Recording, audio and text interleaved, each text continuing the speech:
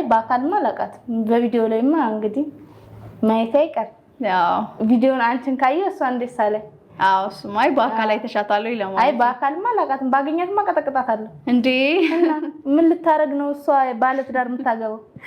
እንዴ አትልም እንዴ? እሱ ቢላት ራሱ አመት እኮ አለፋችሁ ወይ ወደ እርቁ መሄድ ነው። አለበዛ ደግሞ ያለው ነገር ተቻችሎ ሱመያ ነምቲ ኩኒ ጀቹudha dhugumaan dhugaatti Saayidoo jaallatti moo hin jaallattu jettanii murteessitu. Ani garan itti murteessu dhabeen jira jechuudha. Gara kan kootiin isuma dhugaa rabbii dubbachuudhaaf garan itti murteessu dhabeetiin hin jira jechuudha. Sababni isaa maa inni yoo inni bakka takka deeme qaata duukaa deemte, yoo inni wanna tokko godhe qaata bal jettee kaate, yoo inni bakka takkatti mul'ate qaata bakka sanatti mul'atte, yoo inni nama tokko faana argame qaata nama sanarraan kurtee buute. Sumayyaan nuti kuni Saayidoo kanarraa jaalala qabdi moo jaalala hin qabduufi? Kuni gaafii guddaadha naaf jechuudha. Ani akka kan kootitti gaafa ni ilaalu mucaan kun jaalala isaatiin maraachuudhaaf jechaati jirti jechuudha. Maal akka isheen jette dhageessanii jirtu? Intalittii osoo qaamaan beekee jette ishiin qaxaqqaxaanii jette. Ammas immoo deebistee mana bakka tokkotti bakka isaan itti bitan sanatti nan bitadha. Wal filafiitiitti walitti bitannaa jette. Ajaa'ibuma kuni dhugaa dubbachuudhaaf jechuudha. Maaliifini yaa Sumayyaa yooma dhiifamu gaafattee dhadheetoo itti galtee ilmoo keessa waliin guddifattasiifi wayyu kanuma kana mannaa jechuudha. Kanuma kana mannaa walumatti dhuftanii raawwattanii kalas dhiifamu wal gaafattanii yoo wajjin jiraattasiifi wayyu maa gubatta maa maraatan talakoo hin qabbaneeffattuu dhattee akkasii wayya bar ጌታን እንደዛ ይሻልሻል እንደዛ ይሻልሻል። እኔ ነግሬሻለሁ ተይ በኋላ ይቆጭሻል። እንደዚህ እየተቃጠልሽ እንዳትኖሪ akkanatti otoo gubattuu hin jiraatin jechuudha. Nagaan isiniif haa ta'u kabajamtoota hordoftoota koo akkam ooltan akkam jirtu fayyaa qabdu ani fayyaan qaba. Galata Rabbii bakka jirtanitti nageenyi Rabbii isiniif haa baay'atu hunduma keessaniif isiniin jedha. Egaan kabajamtoota hordoftoota koo viidiyoo Sumayyaa reefin argee baay'uma takka na dhibde jechuudha. Ani dheengadduma yoo isiniin jedhe isiniin ture. Dheengaddama kaleessa kan Saayidoon viidiyoo gadi nu laakkise. Dheengaddamni ani dheengadduma isiniin jedhe Sumayyaan amma kana fiigdee dhaqxee intalatti bira isiniin jedhe isiniin ture jechuudha. Waa meeqa jetteeni ka amma gaafa dhageenyu dhugaa dubbachuudhaaf jedhu waa meeqa jetteen iddoo kamitti mana kan bitanii iddoo kamirraa bitanii kilaasii abbaa ciisa meeqati kan inni bitee fi abbaa ciisa sadiiti jennaan dhimma raatte gaasinitti himuu hin danda'u dhageessaniitu sagalee ishii dhaggeeffattaniitu viidiyoo ishii dhaggeeffattaniitu dhimma raatte abbaa ciisa sadii maalitti godhuudhaaf bite. Maalitti godha abbaan ciisa tokko abbaan ciisa lamaa hin ga'uufi jette hin maraatte isinitti himuu hin danda'u jechuudha. Wanni ishiin hin jedhin hin jiru. Innaa ammas immoo deebiste bakka isaan bitatan sanatti ani bitachuu qaba. Sababni isaa maali dingata ganamallee yoo buna danfisuufi baatte yoo qursii hojjechuufi baatte qursiin hojjedhaa bite. Geetaan baay'ee tokko nagarramte jechuudha. Dhugaa waaqayyo intalittiin jette yoo qursiillee hojjechuufi baatte tasa yoo bunas danfisuufi baatte nan hojjedhaafillee nan danfisaafilleedha. Akkasumaan immoo maal jette darajaa meeqaffaarraa sababni isaa yoo achirraa irree gadi ishii darbee agam akka ishii miidhamtu baruufanii mana ayinat astasaasaf indaallat raasuut iyut dhugaa waaqayyo ilaalaa jechuudha. Yaada akkamii akka isheen qabdullee amma bakka sanatti mana iddoo isheen bakkee Saayidoon intalittii kana biteetti bituu barbaaduun ishiitiyyuu miidhama intalittiirra hin ga'uudha jechuudha. Amma wanti ishiin itti deemaa jirtu maali yoo jettanii waan nama miidhuu qofadha jechuudha. Bakka kan ishiin itti deematii jirtu kan ishiin gochaallee jirtu waa'ee miidhaa malee waanuma tokkoof keessaan qabu jechuudha.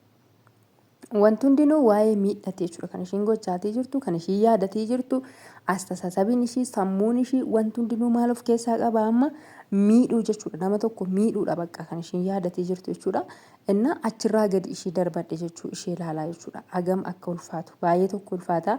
Ammas immoo deebistee maal jetteen intalittiidhaan anamoo ishiitirra bareedaa jetteen anamoo ishiitirra bareedaa eenyu yoo akkatti ilaaltu ati eenyutirra bareedaa jettee gaafatte jechuudha. Intalittiin hayi lakkeette intalittiin waan dubbattu dhabde afaan qabatte kan intalittiin afaan keessa qaqqabatte waan gootu dhabde dhugaa waaqa akkuma argitanitti jechuudha. Viidiyoo irratti lakkiisin lachanuyyuu isaa fi tokkumadha waan ta'eef lakkii atis bareedduudha isheen osoo bareedduudha ati qaamaan argiteen beektu na osoo qaamaan argee isheen dhiisaa bakka girmanaan jetteetti akka isheen intalittii kana hin dhiisne durumayyuu bare rakkinni isii Sumayyaa maal akka ta'e beektanii bakka dhiifamuma jettee raawwattee ittuma dhattee walitti isatti deebitee isa faana jiraachuudha jechuudha kan ishiitti amma dhukkuba ta'ee ishiitti ulfaatee jiru sababni isaa maal kana dura isii kadhataatii ture waan ta'eef jechuudha.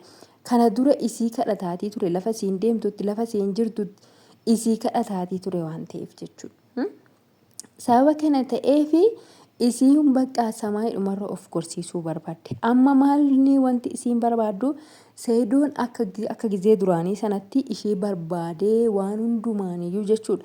Lafa ishiin jirtutti Sumayyaan eessa jirti naa barbaada jedhee jechuudha akka duraanii sanatti isiidhaaf boo'ee maraatee hirqee akka inni olii gad isiidhaaf deemudha jechuudha kan isiin barbaadde.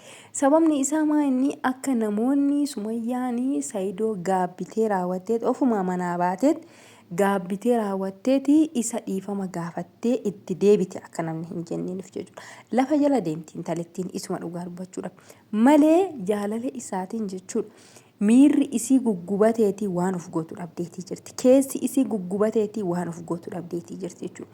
Osoo Sumayyaa amma Saidoon miti afaanuma tokkitti bakka ati jirtutti yookiin immoo barbaaduma kee bakka ati jirtutti si barbaadee raawwatee akka gizee duraanii sanatti si faana si duukaa deemee eessan baate eessan galtee raawwatee waan si barbaadee siintinii jedheeti qaata deebiteetii galte jechuudha. Kanadha kan si rakkiseetii jira. Tokko dhuguma gaafa ilaallu dubartinnatii keetis of kabachiisuudhaaf haala kana gochuu ni dandeessa jechuudha. Hin beekamu. Innaa kanaaf iyyuu jechuudha. Ani yoomumayyuu jechuudha akkuma isheen kaleessa jetteeyyuu yoomumayyuu Saidoon dhuguma jireenya godhatee raawwatee jireenya biraatitti akka inni jiraatuuf hin eeyyamtiif yookiin immoo bakka kennitiif jedheeti hin yaadu. Sababni isaa maa inni arkaatii jirtu jechuudha. Maal akka ishiin gochaatii jirtu akkam akka ishiin ta'aatii jirtu argaatii jirtu waan ta'eef jechuudha. Gaafa sanas amma odoo inni cidha godhatee yookiin fuudhee yookiin intala kana faana jiraadha jedhee dubbiin guddaan ka'uu waan deemu natti fakkaata jechuudha. Waan dubbiin guddaan ka'uudhaaf deemaa jiru natti fakkaata. Sababa kana ta'eefuu Saidoon odoo amma asiifachi walam zalam jechuu dhiisee jechuudha. Isii tanas kunoo haadha manaa kooti sunis haadha manaa kooti sunis haadha manaa kooti kunis haadha manaa kooti jedhee raawwatee shamarran 99 nutti lakkaa'uu baate akka waan isatti fidetti jechuudha.